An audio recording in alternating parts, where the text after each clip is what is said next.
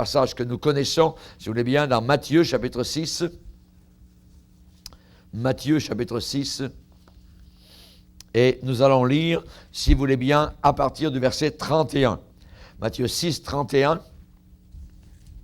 Nous allons lire jusqu'au verset 34. Ce sont les paroles mêmes du Sauveur.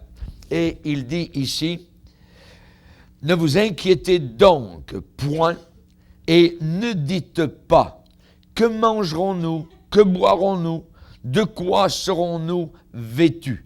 Car toutes ces choses, ce sont les païens qui les recherchent. Votre Père céleste sait que vous en avez besoin. Cherchez premièrement le royaume et la justice de Dieu, et toutes ces choses vous seront données par-dessus. Ne vous inquiétez donc pas du lendemain, car le lendemain aura soin de lui-même. À chaque jour, à chaque journée, suffit sa peine. Amen. Alléluia. Seigneur, nous te bénissons pour ta parole qui ce soir encore arrive bien à point dans nos vies, Seigneur, bien soucieuses parfois. Reprends-nous, aide-nous, Seigneur. Nous avons besoin toujours de tes enseignements. Et nous prions que l'Esprit de gloire, l'Esprit de Dieu nous rappelle ce que tu nous enseignes.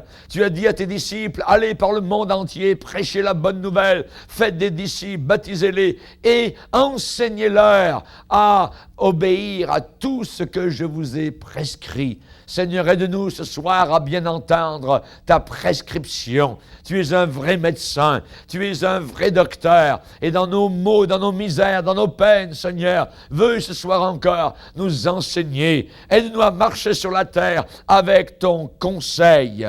Nous ne voulons pas des conseils des païens, des conseils des incrédules. Nous voulons le conseil du Dieu glorieux, du Dieu plein d'amour qui nous aime tellement. Veuille bénir ces instants, Seigneur, ainsi que le prédicateur qui annonce ce conseil. Au nom de Jésus, Amen. Et tout le peuple dit, Amen. Gloire à Dieu. Vous pouvez vous asseoir, frères et sœurs, chers amis. Alléluia.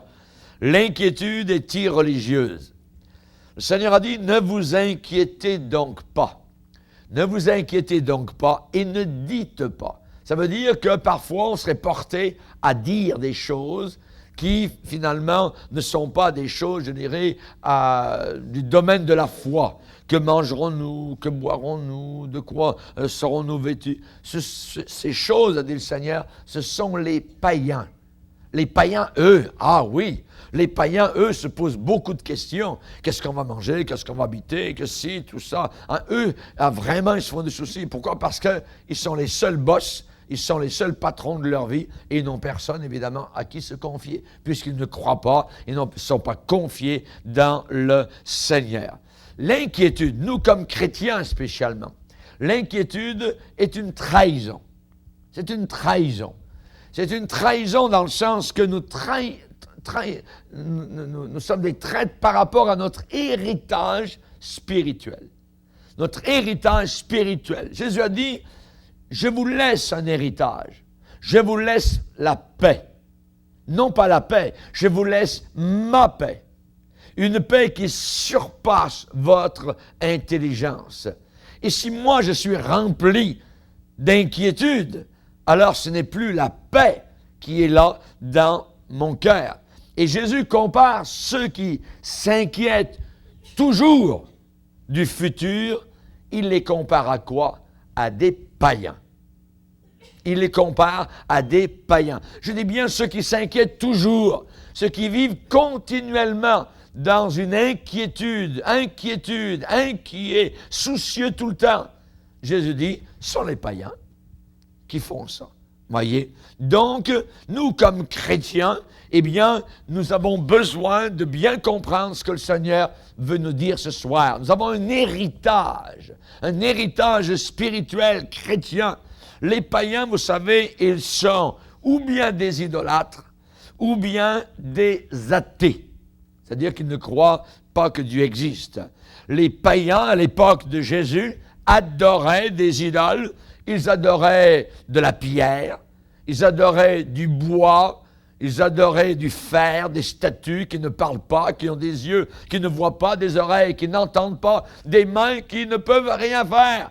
Et il faut les porter, comme vous le voyez quelque part dans les sanctuaires ou en Italie. Parfois, on porte les statues sur des barques, ainsi de suite.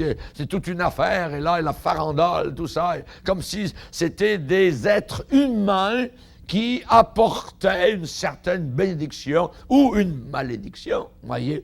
Et la Bible dit, n'ayez pas peur de ces idoles, elles ne peuvent faire aucun bien, il faut les porter, elles ont des yeux, ne voient pas, des oreilles, ainsi de suite, et vous connaissez tout ça, et la plupart de nous étions des idolâtres auparavant. Et vous pouvez voir encore, dans certains lieux de sanctuaires religieux autour ici, eh bien, des gens embrasser les pieds de pierre, de marbre, de statues, jusqu'à ce que les pieds soient usés. Allez à Sainte-Anne de quelque part, vous voyez, et vous allez voir comment ces statues-là, les gens ont prié de la pierre. Vous voyez, de la pierre, c'est comme si, je ne sais pas, moi, je priais ce pupitre. Il suffit d'être assez habile, vous voyez, et on peut faire une face d'homme, voyez, avec ce pupitre, et puis soudain, moi j'en prends la moitié pour cuire mon rôti de viande, et puis j'en prends l'autre moitié pour mettre à genoux et dire « Aide-moi, s'il te plaît, tu es mon Dieu ». C'est-à-dire, c'est complètement fou, voyez, insensé, mais c'est ce que des gens par millions font, voyez, et la Bible parle de cela.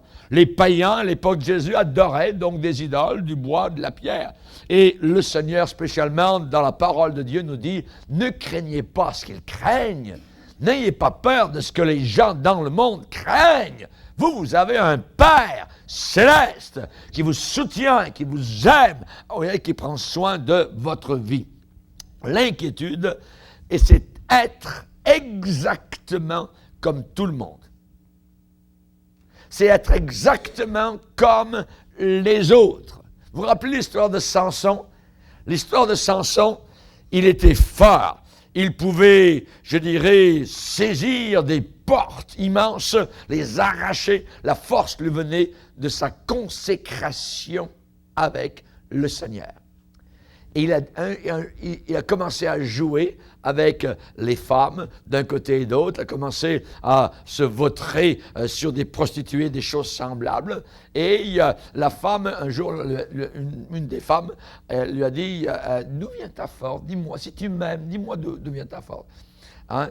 Et finalement, il ne voulait pas le dire, tout ça, et à la fin, une femme peut avoir ce qu'elle veut, vous voyez, si elle insiste suffisamment, et elle l'a eu. Et Samson a dit finalement, il était tanné. Il dit, tu veux savoir d'où vient ma force? C'est mes boucles de cheveux. Si elles étaient coupées, ce qui symbolise ma consécration, j'ai pris le vœu de Naziréa quand j'étais jeune, et si ces mèches de cheveux étaient coupées, je serais comme les autres. Je serais comme tout autre homme. Et le chrétien, qui n'est pas consacré à Dieu, qui est inquiet continuellement, est exactement comme si on lui coupait sa consécration. Il est comme les autres. Il est plein d'inquiétude, il est plein de ceci, plein de cela, voyez, et il se soucie de toutes sortes de choses, voyez. Nous ne devons pas être comme cela. Il faut garder notre consécration à Dieu. Et plus on est proche de Dieu, plus vous serez à ce moment-là en sécurité. Parce qu'il va vous parler, il va vous dire, vous aussi vous allez lui parler.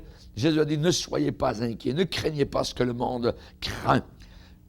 L'inquiétude, eh bien, Paul ne voulait pas que les chrétiens soient inquiets. Il a écrit aux Corinthiens en disant, je voudrais que vous fussiez sans inquiétude. J'aimerais que vous soyez sans inquiétude. Dieu a toujours démontré qu'il avait une relation spéciale, particulière avec les siens, avec ceux qui lui appartiennent. Et Dieu a passé des milliers d'années à démontrer au travers de ses alliances, au travers des conquêtes de son peuple, au travers de la marche du peuple d'Israël dans le désert, au travers des voyages ici et là, des errances dans le désert, et bien que Dieu, il a voulu leur démontrer qu'il serait toujours leur Dieu et qu'eux seraient toujours son peuple et qu'il prendrait soin d'eux. Hein? Et on va le lire, si vous voulez bien, dans le livre du Deutéronome. Regardez. Dans Deutéronome, chapitre 2, verset 7, « Car l'Éternel, ton Dieu, t'a béni dans tout le travail de tes mains. il a connu ta marche dans ce grand désert. Voilà 40 années que l'Éternel, ton Dieu, est avec toi. Tu n'as manqué de rien. Tu n'as manqué de rien. Alors, pendant 40 ans, Dieu avait pris soin d'eux en plein désert. Nous, s'il fallait faire sortir 2 à 3 millions de personnes en plein désert, mais ça serait un casse-tête inimaginable pour nourrir ces gens-là, pour avoir des cuisines portatives, avoir des toilettes, avoir des tentes, avoir toutes sortes de... Mais c'est terrible. Dieu a pris soin d'eux en plein désert. Le roi d'Israël sortait d'Égypte, voyez, il a ouvert une mer devant eux, ils avaient passé, tout ça. Hein? Pouf, le pain descendait du ciel, l'eau du rocher les rafraîchissait, ainsi de suite. Ils avaient besoin de viande, Dieu leur envoyait des cailles, il y en avait 2 pieds de hauteur sur 30 km autour de leur camp. Mais mes amis, Dieu a pris soin d'eux. Ils avaient un vêtement. Ceux qui sont arrivés au bout, 40 ans plus tard, leurs vêtements ne s'étaient même pas usés. Amen. Vous, il y a 40 ans passés, où ils sont vos vêtements? Oui. 40 ans en arrière, hein, eh bien, eux, leurs souliers et leurs vêtements ne s'étaient même pas usés. Gloire à Dieu. Moi, j'ai une nouvelle paire de souliers. Bon, ça fait un an ou 2 que je les ai, tout ça. Mais eux, ils auraient pu dire, regardez mes souliers, ça fait 40 ans que je les ai. Ils sont aussi beaux, ils sont neufs, comme le premier jour où on est sorti d'Égypte. Vous voyez? Ça, c'est Dieu qui conservait leurs vêtements, conservaient leurs souliers. Lisez avec moi dans Deutéronome. Deutéronome chapitre 29, versets 5 et 6. Deutéronome chapitre 29, versets 5 et 6. Dieu va dire, « Je t'ai conduit pendant 40 années dans le désert. Tes vêtements ne se sont point usés sur toi. Et ton soulier ne s'est point usé à ton pied. Vous n'avez point mangé de pain, et vous n'avez bu ni vin, ni liqueur forte, afin que vous connaissiez que je suis l'Éternel, votre Dieu. » Alléluia! Ce que Dieu voulait au travers de leur marche, c'est qu'ils le connaissent. C'était un Dieu qui pourvoyait, un Dieu qui avait tout prévu. Et il voulait que son peuple soit sans inquiétude. Dieu prend soin des siens. Évidemment, cela a été proclamé dans le temple, cela a été proclamé dans les synagogues, et ça aurait dû être blasonné, gravé dans leur cœur. Voyez, ne soyez pas comme les païens. Et ceux qui disent avoir une relation spéciale avec le Créateur, Dieu du ciel et de la terre, et qui vivent continuellement dans l'inquiétude, c'est une contradiction complète avec ce qu'ils disent croire. C'est une contradiction, voyez. C'est agir comme s'il n'y avait aucun Dieu qui avait promis de prendre soin d'eux. Dieu a promis de prendre soin de chacun de ceux qui placent leur confiance en lui. Ça ne veut pas dire que le chrétien ne peut pas avoir parfois du souci, ne peut pas avoir parfois de l'inquiétude, je dis bien momentanée. Momentanée, voyez. Allez demander aux parents qui ont des ados si parfois ils ne sont pas inquiets. Certainement, voyez, ça peut arriver. Les soucis font une partie, je dirais, intégrale de la vie. Mais la Bible dit à celui qui est ferme dans ses sentiments, tu assures la paix parce qu'il se confie en toi. Parce qu'il se confie en toi. Gloire au Seigneur. La clé dans tout ça, eh bien, c'est se servir du souci qui peut arriver de façon momentanée comme un tremplin vers une réponse spirituelle de notre part. Et non pas répondre de façon charnelle, mais répondre de façon spirituelle. Une réponse pleine de maturité, une réponse pleine de sagesse, pleine de circonspection. C'est inévitable de rencontrer un jour ou l'autre de l'inquiétude. Et c'est à peu près comme rentrer dans une petite ville et voyez, en entrant dans la ville, il y a un panneau et c'est marqué le nom de la ville, anxiété. Vous entrez dans la petite ville, anxiété. Mais attention, vous ne vous y arrêtez pas. N'arrêtez pas votre voiture. Moi, je me rappelle quand on était en Afrique, avec mon épouse, en train de faire des missions, il y avait avec un frère, on passait au travers des villages, et le soir, mes amis, ils passaient au travers des villages, à peu près à 100 km à l'heure. J'ai dit, Étienne, pourquoi tu passes aussi vite? Il dit, il ne faut jamais s'arrêter la nuit, en Afrique, dans un village. Il peut arriver n'importe quoi, tu t'arrêtes là, ils peuvent te dévaliser, ils peuvent monter sur la voiture, ils peuvent vous tuer, voler n'importe quoi. Il dit, on traverse les villages, tchouk, d'un coup. On était étonnés. Un jour, il nous a téléphoné. On a appris. Il avait tué quelqu'un. Vous voyez? Ah oui, il est passé trop vite. Ouais. Quand vous tuez des chiens ou des chats, ça va, mais mais il dit, il ne faut jamais s'arrêter en traversant un village en pleine nuit en Afrique. Il n'y a aucune lumière. Passer le village, c'est juste des petits feux ici et là, tout ça. Là. Et c'est dangereux. C'est très dangereux. Vous voyez? Et quand vous arrivez dans le petit village, anxiété, 100 km à l'heure. Amen. Ne vous arrêtez pas là. Ne vous arrêtez pas dans le village. Anxiété. Allez-y, à fond. Alléluia, gloire au Seigneur. Ne cherchez pas une petite maison. Où est-ce que je vais habiter? Je pourrais louer une maison ici dans le village anxiété. Vous allez y rester longtemps. N'accrochez jamais votre chapeau dans le village. Non, non, non, non. Passez simplement au travers. Amen. Gloire à Dieu. La Bible dit qu'il faut traverser la vallée de Baca. Traverser la vallée de Baca, la vallée des pleurs. Nous la traversons. On ne s'y arrête pas, on ne plante pas notre tente. Vous voyez, on ne bâtit pas notre maison dans ce village-là. Jamais de la vie. C'est une phase momentanée qui peut arriver. Oui, l'anxiété, tout ça. Mais ce n'est pas un style de vie pour un chrétien. Amen. Ce n'est pas un style de vie. Rappelez-vous que l'essence même du christianisme, c'est la bonté de Dieu. C'est la bonté de Dieu.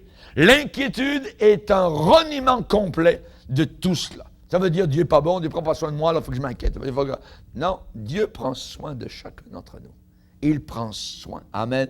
La Bible dit, l'Éternel est bon, sa miséricorde dure à toujours, qu'ainsi disent les rachetés.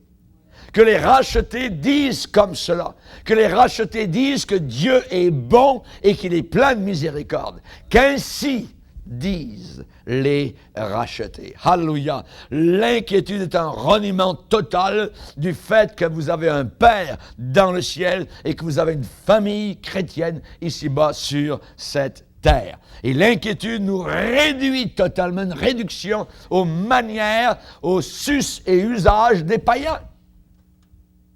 Les païens, ne soyez pas comme les païens, a dit le Seigneur Jésus-Christ. Et eux, ils adorent des idoles aveugles, des idoles sourdes, des idoles impuissantes. Chers amis, dans les temps anciens, ils avaient des dieux comme Baal. Baal, ils adoraient un dieu qu'ils appelaient Baal. Aujourd'hui, on a ôté les dieux de pierre, mais nous avons bâti de nouveaux dieux très brillants, éclatant, qu'on appelle ma carrière, qu'on appelle mon plaisir, qu'on appelle le matérialisme, qu'on appelle puissance, qu'on appelle sexe, et ainsi de suite. Ce sont des nouveaux dieux de cette génération, et ils sont aussi réels que dans les temps passés. Mais on leur a donné des nouveaux noms. Jésus-Christ parle de notre incrédulité avec une tendresse dans ses mots. Il dit, votre Père Céleste sait que vous en avez besoin. Votre Père Céleste sait que vous avez besoin de ces choses. Alors, mon frère, ma sœur, repose-toi, courage. Chacun de tes besoins est sur l'agenda de Dieu. Chacun de tes besoins est sur l'agenda du Seigneur. As-tu oublié que Dieu prend soin de tout? Alléluia. Que ton esprit qui vagabonde revienne à la maison et trouve du repos dans le Seigneur. Amen. Alléluia. Gloire au Seigneur. Ce soir, j'aimerais vous donner quelques conseils justement par rapport à l'inquiétude. L'inquiétude sera abattue comme Goliath a été abattu uniquement par un système de priorité. Et je vais vous expliquer. Pour vaincre ce géant de l'inquiétude, il y a un système de priorité à mettre en place. Jésus a dit, cherchez premièrement, en premier, first one, number one, en premier le royaume de Dieu et sa justice. Et le reste vous sera donné par surcroît. Ce qui détruit les gens, ce qui les fait reculer dans leur foi, c'est l'inquiétude d'un cœur partagé. Un cœur qui est partagé, un cœur qui est divisé. Un cœur partagé n'arrive pas à décider ce qu'il croit. Il n'arrive pas à décider comment vivre, de quelle façon il va vivre. C'est un cœur partagé. C'est une girouette qui change quand le vent tourne de côté. Jean-Baptiste n'était pas comme cela. Il savait où s'en aller. Alléluia. Et il allait contre vents et marées, même si quelqu'un s'appelait Hérode ou Hérodias, il était dans la bonne direction. Alléluia. Gloire au Seigneur. Une personne qui n'a pas de priorité fixe, son cœur est toujours capturé par tout ce qui pourrait arriver. Et s'il arrivait ceci, et s'il arrivait cela, et si... Avec des si, on peut mettre Paris en bouteille. Pouf. Des si, s'il arrivait ceci, s'il arrivait cela. Et les gens ne font absolument rien du tout. Voyez, Jésus a dit de se concentrer sur une seule chose dans la vie, le royaume de Dieu et sa justice. Cherchez premièrement, le royaume de Dieu et sa justice. Le reste vous sera donné par surcroît. Amen. Gloire au Seigneur. Donc, ça veut dire éviter absolument l'inquiétude comme si c'était un narcotique mortel. Nous regardons nos jeunes qui se droguent, ainsi de suite, qui sniffent, ainsi de suite. Mais nous, comme chrétiens, est-ce que nous n'avons pas une drogue appelée inquiétude? Inquiétude, voyez. Et c'est certain que le Seigneur a dit de se libérer de cela. C'est exactement cela. C'est comme une drogue. Il y en a qui n'arrivent pas à s'en détacher. Ils sont comme liés, voyez. Et peut-être que certains sont déjà dépendants de cette drogue. Peut-être certains sont déjà accros à l'inquiétude, voyez. Alors on a besoin d'être libérés de cette tyrannie. Et dire avec le psalmiste, notre âme s'est échappée. Amen.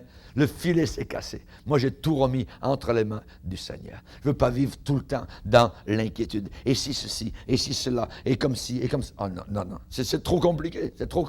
Ça nous a dit de rester simple, voyez, de jamais s'éloigner de la simplicité de Jésus-Christ. La priorité, ça veut dire, qu'est-ce qui est le plus important dans mon cœur? C'est quoi le plus important dans votre cœur? Est-ce que ce sont des choses à acquérir, mais ça entraîne tellement de soucis, tellement d'inquiétudes. Vous ne pouvez pas baser votre vie sur ces choses-là. Alors, il faut se concentrer sur la prescription simple de celui qui règne au-dessus de la terre. Jésus-Christ. Cherchez, premièrement, le royaume de Dieu, sa justice. Le reste vous sera donné par surcroît. Ça veut dire qu'il faut vivre la vie correcte et juste qu'il veut que nous vivions et mettre de côté toute distraction. Et s'il y en a qui n'aiment pas ça, laissez faire. Les brindilles vont retomber ici et là où elles veulent. Mais vous, premièrement, le royaume de Dieu. Mais tu vas toujours à l'église, laisse faire. Moi, je suis à l'église. Oui, certainement. Votre exemple va les frapper. Alléluia. Que Dieu soit glorifié. Au bout d'un certain temps, ils ne seront plus là le dimanche soir parce qu'ils sauront que vous êtes à l'Assemblée. À un moment donné, ils ne seront plus là de vous téléphoner le dimanche matin parce qu'ils sauront que vous serez à l'Assemblée. Voyez? Et c'est ainsi que les habitudes se prennent et qu'ils savent, ainsi que vous êtes en train de bâtir un témoignage. Et ce n'est pas uniquement quelque chose de passage, voyez, une phobie ou une idée qui vous est passée par la tête, mais c'est une vie entière maintenant qui est au service du Seigneur. Cherchez premièrement le royaume de Dieu et sa justice. Alléluia. Concentrez-vous sur cette prescription très simple du Seigneur Jésus-Christ. Amen. Donc, si vous faites ça, eh bien, tout ce dont vous avez besoin va se matérialiser. Tout ce dont vous avez besoin va se matérialiser. Jésus a dit, cherchez premièrement le royaume de Dieu et sa justice, et toutes ces choses vous seront données par-dessus. Par surcroît. Et toutes ces choses vous seront données par surcroît. Si ça n'est pas ça, Si ce n'est pas le cas, ça ne marche pas, alors mettez votre Bible de côté. Mettez votre Bible de côté parce que ça ne marche pas. Et Jésus pourtant a dit, cherchez premièrement le royaume, le reste vous sera donné par-dessus. Et le reste vous sera donné par-dessus, juste quand vous mettrez Dieu en premier. Alléluia, gloire au Seigneur. Et il n'y a pas de vigne meilleure. Akab a dit un jour à Naboth, donne-moi ta vigne, je vais te donner une autre meilleure. Il n'y a pas de vigne meilleure. Il n'y a pas de vie meilleure que celle qui est dans le Seigneur Jésus-Christ. Sur toute la surface du globe terrestre, qu'on soit blanc, qu'on soit noir, qu'on soit rouge, qu'on soit jaune, c'est la vie avec le Seigneur Jésus-Christ qui est la meilleure chose ici-bas sur cette terre. Alléluia. Il n'y a rien de meilleur que cela. Alléluia. Gloire au Seigneur. Chers amis, si nous le cherchons en premier, toutes les autres choses de notre vie vont se mettre en place selon la volonté de Dieu et selon la provision du Seigneur.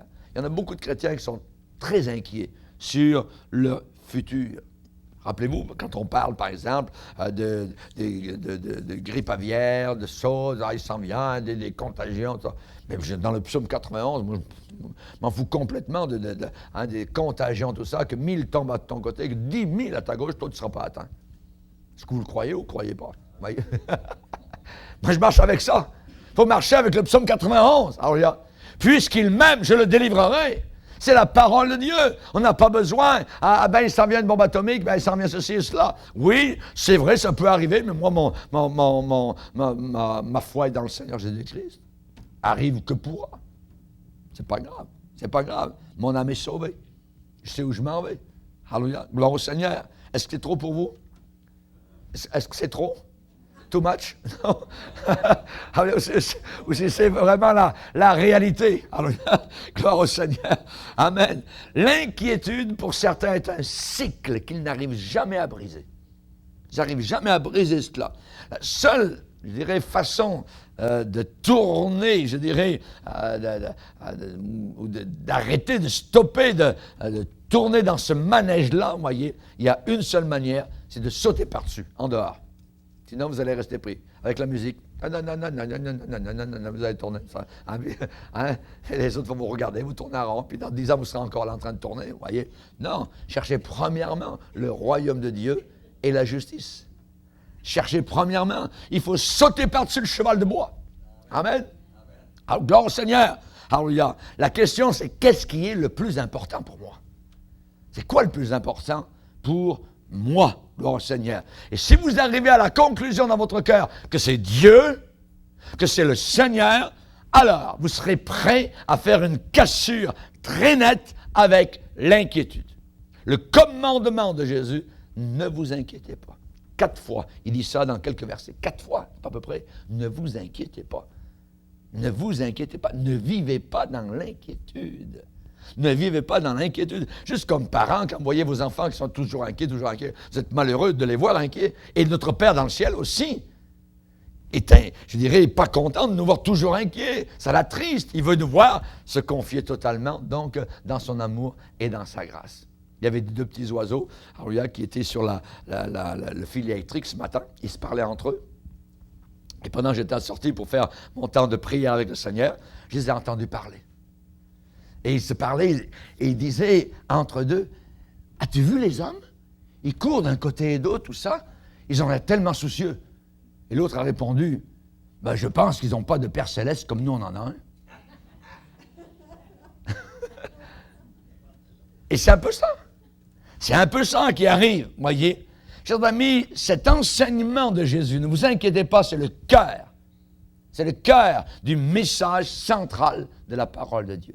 Ne vous inquiétez pas. Vous pouvez embrasser la vie avec joie, certainement, avec exubérance, voyez. Et s'il arrivait ceci, s'il arrivait cela, n'auront plus aucun pouvoir sur vous. N'auront plus aucun pouvoir sur vous. Est-ce que vous faites vraiment confiance totale au Père qui vous aime? Ou bien est-ce seulement un service du bout des lèvres? Voyez? Est-ce que vous croyez vraiment que Dieu est souverain? Dieu est souverain, Dieu est maître. Alors rebâtissez votre système peut-être de priorité avec Dieu, qu'il soit au centre de la structure même de votre vie. Et si vous bâtissez cette sorte, je dirais, de vie avec une pierre solide, comme une foi totale dans le Seigneur en premier, à ce moment-là, vous serez à l'abri des tempêtes, de l'inquiétude, des stress de l'inquiétude. Pour vaincre l'inquiétude, il faut une stratégie. Une stratégie. Jésus a dit, ne vous inquiétez donc pas du lendemain. Du lendemain. Parce que le lendemain aura soin de lui-même. Il dit, le lendemain, mind your business tomorrow. Vous voyez que le lendemain s'occupe de lui-même. À chaque jour suffit sa peine. Voyez? Ça veut dire, ce que le Seigneur veut dire, concentre-toi sur aujourd'hui. Concentre-toi sur aujourd'hui. C'est la vérité clé, voyez, pour abattre le géant de l'inquiétude ou du souci. Vous savez, personne n'a jamais coulé, personne n'a jamais sombré sous le fardeau d'aujourd'hui. Depuis que vous êtes levé ce matin jusqu'à ce soir, il n'y a personne qui a craqué. Oh, je ne peux plus emporter tout ça. Ça fait 12 heures que je suis debout, là, je ne peux plus, là, je vais me suicider. Non! Personne n'a craqué par le fardeau d'un jour, d'aujourd'hui. Mais si vous ajoutez hier et demain à aujourd'hui, là, ça peut renverser, ça peut faire chavirer votre vie. Parce que la limite du poids est dépassée. Jésus a dit aujourd'hui. C'est aujourd'hui. Pas hier, pas demain. Si vous ajoutez le poids d'hier, le poids d'aujourd'hui, le poids de demain, là vous pouvez capsize. Pouf, voyez, vous pouvez faire tourner la barque. Voyez. Donc, il faut faire attention. À chaque jour suffit son trouble. À chaque jour suffit sa peine. Alléluia, gloire au Seigneur.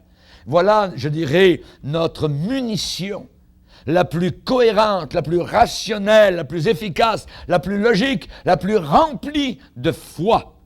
Est-ce que vous avez essayé parfois, en arrivant de l'épicerie, de porter, en arrivant à la maison, vous êtes dans le driveway, puis vous prenez les sacs d'épicerie, puis là vous dites, non, moi ça va être un seul voyage.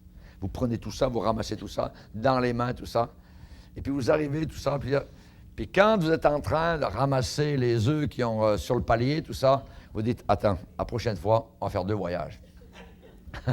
Moi, je m'en rappelle une fois, c'est que j'avais amené les sacs, c'était en plein hiver, et puis la voiture était assez loin dans le parking, puis là, c'est juste avec les doigts, et mes doigts gelés.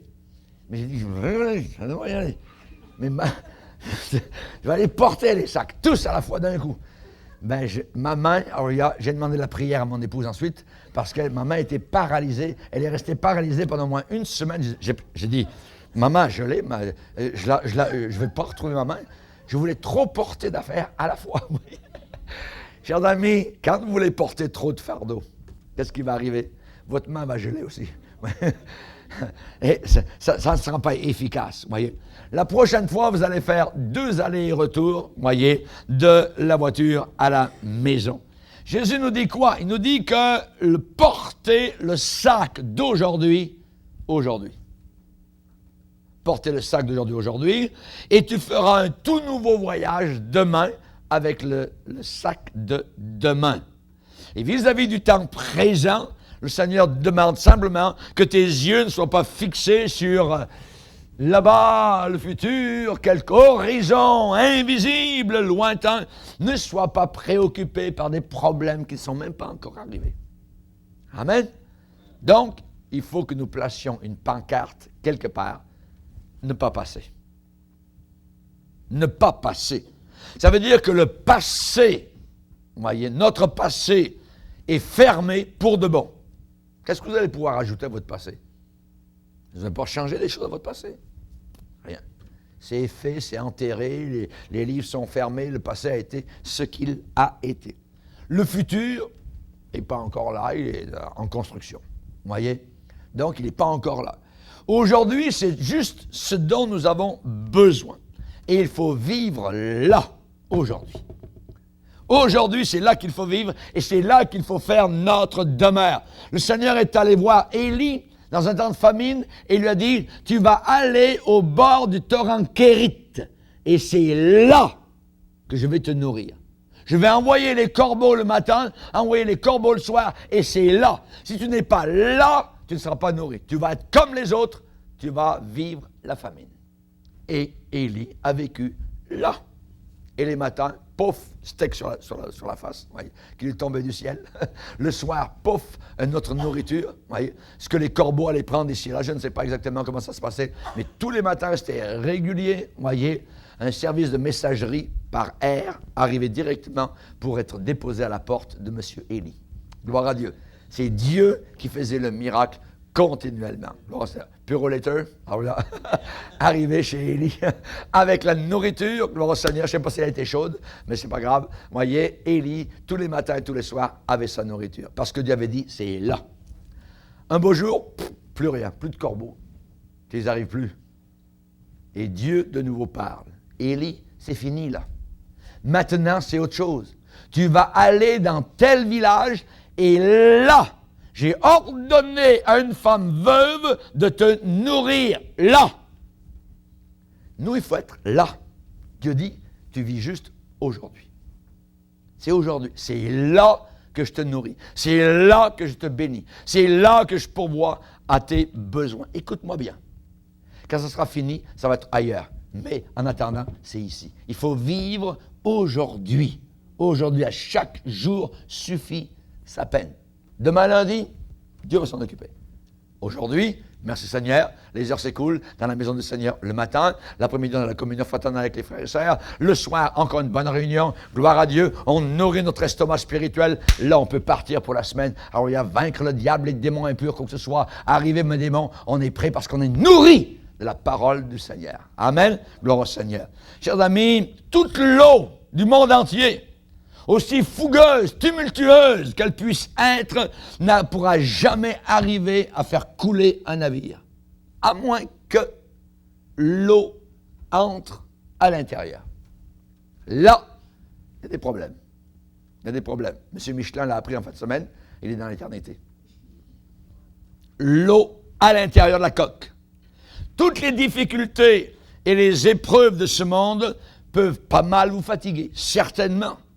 Mais elles ne vous blesseront pas du tout le moindrement, à moins que vous les laissiez entrer à l'intérieur. À l'intérieur, c'est là. Si je laisse rentrer à l'intérieur de l'eau et que ça masse, à un moment donné, c'est moi qui coule. Je dois faire attention. Ne vous inquiétez pas du lendemain, a dit Jésus. Ne vous inquiétez pas du lendemain. Je dois obéir à ça. Ne vous inquiétez pas du lendemain. Ça veut dire quoi? Ça veut dire ne vous attardez pas sur vos lendemains. C'est une puissante parole que Jésus a donnée. Et dans la Bible, on a une autre parole qui dit que tes verrous soient de fer et que ta vigueur dure, continue, autant que tes jours. Et vous aurez la force de Dieu alors que les événements de vos journées vont se dérouler. Et je peux vous dire, comme pasteur, au travers d'environ des 30 ans de ministère, nous avons aidé beaucoup de familles qui passaient par des difficultés, des pertes financières, des maladies, des divorces, des problèmes légaux, des accidents, des décès, toutes sortes de problèmes que nos gens peuvent passer parfois. Et nous n'avons pas été insensibles, mon épouse et moi-même, à leurs angoisses. Et je ne minimise pas du tout leurs crises, les difficultés au travers desquelles ils peuvent passer. Et nous partageons avec eux dans ces moments-là la sagesse, évidemment donc, du Seigneur, la sagesse de la parole de Dieu, mais on doit laisser le lendemain à lui-même. Il faut laisser le lendemain à lui-même. On a besoin de cette capacité de verrouiller, de sceller, de fermer les hier et les demain. Que tes verrous soient de fer et d'airain. Il faut verrouiller le passé, et il faut verrouiller le lendemain. Amen. Gloire au Seigneur. Parce que c'est le passé et le lendemain qui vont alimenter, qui peuvent alimenter les flammes, les rugissements du souci. Du souci. Donc, que tes verrous soient de fer. Il faut apprendre à vivre dans le seul compartiment d'aujourd'hui. Il faut verrouiller solidement la porte de fer et d'airain. Pas d'inquiétude pour demain. Le lendemain n'arrivera pas à saper, je dirais, le aujourd'hui de sa force, sa vitalité et de sa joie. Maintenant, ne vous attardez pas sur vos hier.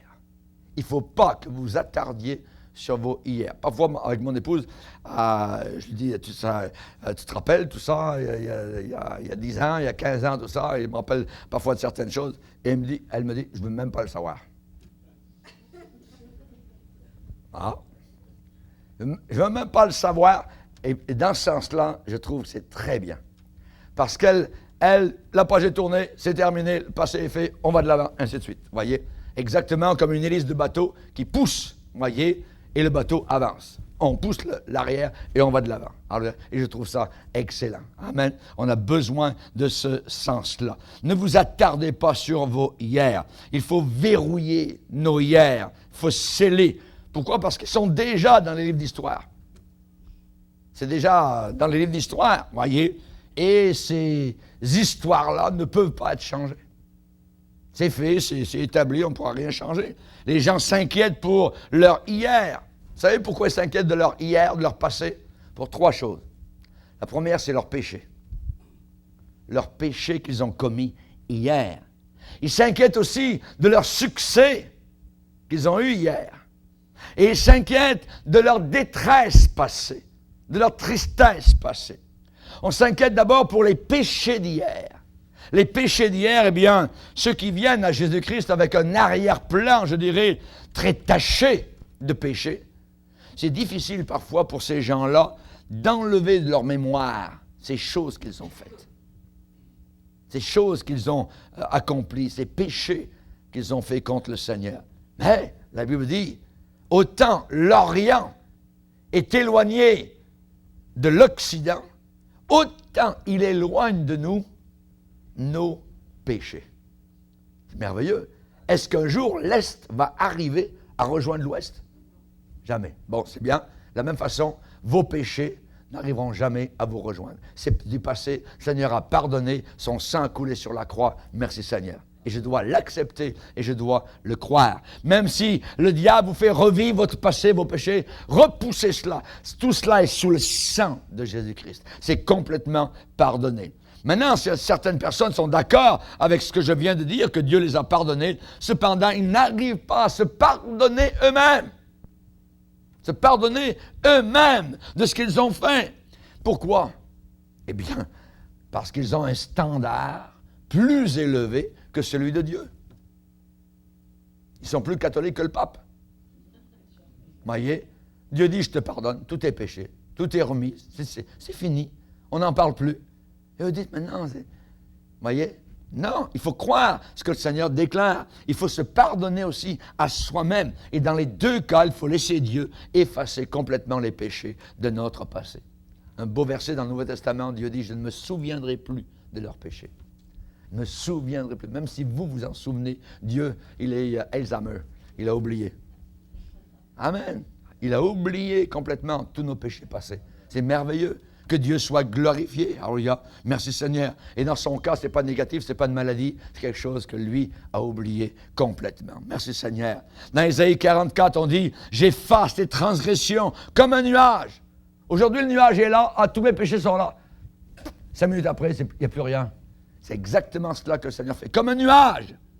J'efface tes transgressions comme un nuage, tes péchés comme une nuée. Reviens à moi, car je t'ai racheté. Le pardon infini de Dieu. Alléluia. Gloire au Seigneur. Quand la partie est finie, quand Daniel donne le sifflet, alléluia, quand tout est terminé, le score ne change plus. C'est vrai, Daniel? Amen. Le score ne change plus une fois que le coup de sifflet est donné. Et avec le Seigneur, il a donné son coup de sifflet à la croix du Calvaire. Toc, la partie est finie. Il a écrasé Satan. Il est vainqueur. Maintenant, c'est terminé. Moi, je suis pardonné, je suis sauvé. Je m'en vais au ciel pour l'éternité. Alléluia. Gloire au Seigneur. Et avant de mourir, Jésus en a pris un par le collet. Aujourd'hui, tu seras avec moi dans le paradis. Viens-t'en. Tu as cru en moi. Que Dieu soit béni. C'était un criminel. Ce n'était pas un saint, ce n'était pas un ange. Voyez. Merci Seigneur. Que Dieu soit glorifié.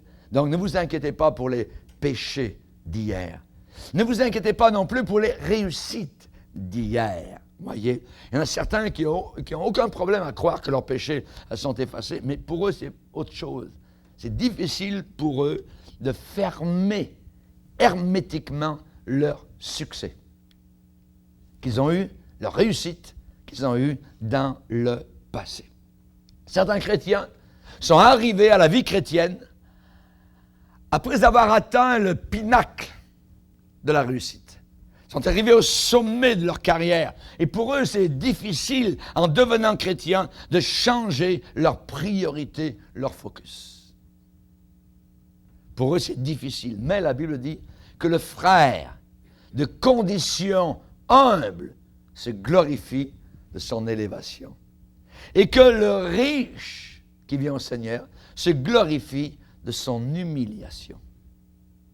Se glorifie de son humiliation. Je me rappelle d'un homme assez riche, pour ne pas dire très riche, qu'on avait baptisé dans l'eau un été au camp de Montfort. Et moi, j'étais pasteur d'une petite église au lac Mégantic. Et lui, il était un président de compagnie. Il était patron d'une grande usine. Et on avait réussi à le faire comprendre, donc le salut, ainsi de suite. Et vraiment, il aimait entendre parler du Seigneur. Et il avait suivi jusqu'au baptême dans l'eau. En revenant du camp, il est venu, je pense, une fois à la petite église. Et ensuite, on ne l'a plus vu. Pourquoi? C'était trop humiliant. Dans la petite ville, monsieur un tel, assis avec la petite gang de chrétiens, tout ça, on n'est pas toujours des docteurs dans l'Église de Dieu et tout ça. Il n'a jamais voulu s'identifier aux chrétiens. Aujourd'hui, c'est un vieillard, il n'est jamais revenu. Il a préféré retourner à sa religion. Il a connu l'Évangile dans les années passées. Mais pour lui, c'était trop humiliant. Il ne voulait pas fermer son passé et dire, maintenant, je vais marcher avec Jésus. La Bible dit dans Jacques, voyez, que le frère de condition humble se glorifie de son élévation et que le riche se glorifie de son humiliation. De son humiliation. Lui, il n'a jamais voulu faire une chose semblable. Rappelez-vous, l'apôtre Paul, c'était un savant. Il était bright, l'apôtre Paul, voyez, un juif, voyez. Et lui, il était monté rapidement les échelons sur la voie du succès et du pharisianisme. Et quand il a rencontré Jésus-Christ, il a fermé la porte complètement à ses succès passés. Il a dit, oubliant ce qui est en arrière, je me précipite vers ce qui est en avant. J'aurais pu me glorifier de ceci, j'aurais pu me glorifier de cela, j'aurais pu me glorifier de ma race, j'aurais pu me glorifier de mes diplômes, ainsi de suite. Voyez, il dit tout cela, je considère tout cela comme de la boue. De la boue. Je considère tout cela comme de la boue, oubliant ce qui est en arrière. Pourquoi? Parce que toute son attention maintenant était fixée sur Jésus-Christ. Il faut apprendre à faire la même chose. Oubliant ce qui est en arrière, on fixe notre regard sur Jésus-Christ. C'est à peu près comme un athlète qui est en train de vieillir. Un athlète qui dans le passé a eu des records, a eu des médailles, et ainsi de suite. Et il va dire, « Ah, vous savez, quand j'étais... » Non. Nous ne devons pas nous lamenter sur les bons vieux jours. Vous voyez, c'est du passé, c'est terminé. C'est aujourd'hui. C'est aujourd'hui. Amen. Gloire au Seigneur. Il faut que, regardez l'apôtre Paul, qui lui-même était en prison. Il ne s'est pas attardé, je dirais, sur son livre de souvenirs. Pas du tout, voyez. Il aurait pu dire, ah oui, là-bas, il y a eu des miracles, tout ça, puis c'était merveilleux. J'ai bâti tant d'églises, tout ça, j'ai répandu glorieusement l'Évangile, tout ça, j'ai fait des naufrages, je me suis ressorti vivant de tout cela, ainsi de suite. Non, pas du tout. Il a placé tous ces merveilleux souvenirs derrière lui. Pourquoi? Parce que le futur brillait encore plus que tout son passé. La Bible dit que le juste, la voie du juste, est comme remplie de lumière, dont l'éclat grandit jusqu'au milieu du jour. Amen. Alléluia, gloire au Seigneur. Et nous allons vers ce milieu du jour. Nous allons vers cet aspect de gloire qui nous attend. Alors le passé, on oublie tout cela. Que faire? Nous devons, je dirais, nous attarder sur le miracle qui va arriver pour nous aujourd'hui. Aujourd'hui, Dieu fait encore des miracles. Amen. Tout le reste est très terne en comparaison. Quand on s'inquiète de tout cela, de nos péchés d'hier, de nos succès d'hier, on va nulle part. Remets ton sort à l'Éternel, il te soutiendra et ne laissera jamais chanceler le juste. Amen. Gloire au Seigneur. J'aimerais vous dire aussi que parfois on peut s'attacher à nos tristesses d'hier. Nos tristesses d'hier. Ah, pasteur, vous ne savez pas ce qui m'est arrivé il y a 10 ans, tout ça. Ah oui, il peut vous arriver beaucoup de choses. Moi aussi, il m'est arrivé. Tous. Chers amis, ce qu'il faut, c'est ne pas s'arrêter sur les tragédies de notre vie, sur nos cœurs brisés. Parfois, pour certains, c'est très difficile même à s'en débarrasser. Et je dirais que c'est comme se débarrasser d'une partie de nous-mêmes, une partie de notre âme, une partie de notre cœur. Vous voyez, il faut apprendre à vivre dans la présence du Dieu Tout-Puissant. Le Tout-Puissant n'a-t-il pas eu des tristesses? Imaginez, il a perdu son propre fils sur la croix du Calvaire. C'est lui, son fils, qui est en sacrifice pour notre péché. Il ne méritait pas cela. Pas du tout. Voyez, il connaît chacune de vos douleurs. Il connaît chacune de vos attentes, vos languissements. Il connaît chacune de vos angoisses. On ne nie pas parfois que l'on peut être triste, voyez, mais on ne se laisse pas contrôler par nos tristesses. La Bible dit que Dieu voit jusqu'aux extrémités de la terre. Il aperçoit tout sous les cieux. Il aperçoit tout sous les cieux. Vous savez comment il s'appelle, notre Dieu? Je suis. Le grand je suis. Il pourrait vous dire ce soir, mon nom, c'est je suis. Et si tu vis dans le passé, ça va être très dur parce que je ne suis pas là. Parce que mon nom n'est pas j'étais. Mon nom, c'est je suis. Et si tu vis dans le futur, ça sera très dur parce que mon nom n'est pas je serai. Mon nom, c'est je suis. Si tu vis dans le présent, ça ne sera pas dur du tout. Parce que mon nom, c'est je suis. Maintenant, ce soir, là, je suis. Gloire au Seigneur. Le chrétien qui vit avec lui aujourd'hui au temps présent, c'est celui qui sera libéré des inquiétudes. Amen. Inquiétude d'hier, inquiétude d'aujourd'hui, inquiétude de demain. Gloire au Seigneur. J'aimerais en terminant vous donner l'expérience de quelqu'un qui un jour était en voiture, il a passé devant une station d'essence. Il y avait une pancarte à la station d'essence où il était marqué « Essence gratuite demain ». Oh, mes amis, merveilleux, essence gratuite demain. Quelle belle affaire, voyez. Norbert connaît ça. Alors, gloire Seigneur, moi j'aurais été là tout de suite le matin suivant. Il y est allé, le monsieur. Sa voiture, il est retourné le lendemain. Ah, la pancarte est encore là. Essence gratuite demain.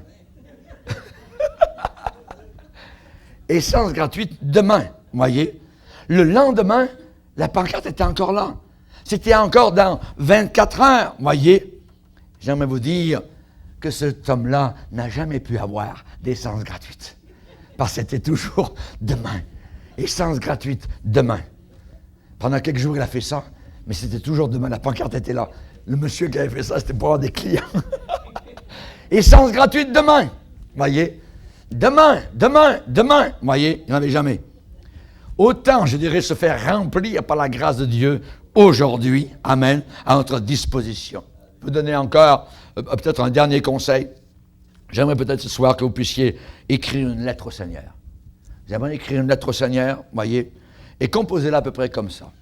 En haut, sur la page, marquez la date d'aujourd'hui, mois de mai, et ensuite vous dites « Cher Seigneur,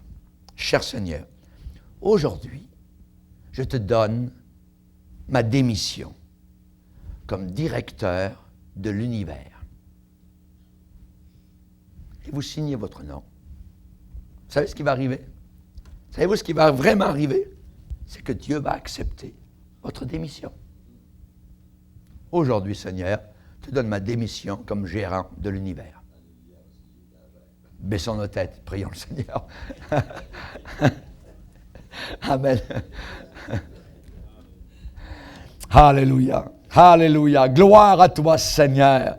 Tu es un Dieu merveilleux, Seigneur. Alléluia. Tu ne veux pas que nous nous inquiétons, Seigneur. Tu veux nous apporter ta grâce. Tu veux nous apporter ton conseil, Seigneur. Tu ne veux pas que nous vivions sous un poids, Seigneur. Alléluia, d'obscurité, de soucis, d'inquiétude qui nous brise, Seigneur, qui enlève nos nuits de repos. Tu veux nous accorder ta grâce, oh Seigneur. Aujourd'hui, maintenant, Seigneur, tu es le Dieu de miracles, tu es le Dieu qui prend soin. Nous voulons placer le système de priorité, toi en premier, nous en dernier. Nous ne sommes plus les gérants de notre vie, nous ne sommes plus les directeurs de l'univers. C'est toi, Seigneur, qui nous dirige. Prends le volant de la voiture, Seigneur. Dirige-nous comme tu veux, où tu veux, Seigneur, quand tu veux. Alléluia. Tu es un Dieu merveilleux et glorieux. Et ce soir encore, nous voulons placer notre corps devant toi. Alléluia. Merci, Seigneur. Nous voulons faire ta volonté, Seigneur. Merci, Seigneur. Encourage, Seigneur. Fortifie, Seigneur, ceux qui vivent continuellement dans l'inquiétude. Ce n'est pas demain, Seigneur. C'est aujourd'hui que maintenant tu accordes ta grâce. Aujourd'hui, c'est le jour du salut. Aujourd'hui, c'est le jour de la délivrance.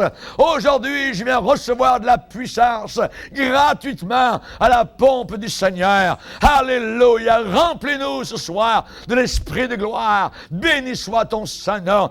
Aujourd'hui, tu délivres des démons. Aujourd'hui, tu délivres de l'incrédulité. Aujourd'hui, tu guéris de maladies. Aujourd'hui, tu apportes la paix dans un cœur. Merci, Seigneur. Alléluia. Alléluia. Levons-nous ensemble, frères et sœurs. Alléluia. On va louer le Seigneur. On va le bénir. Alléluia avec André. Et que Dieu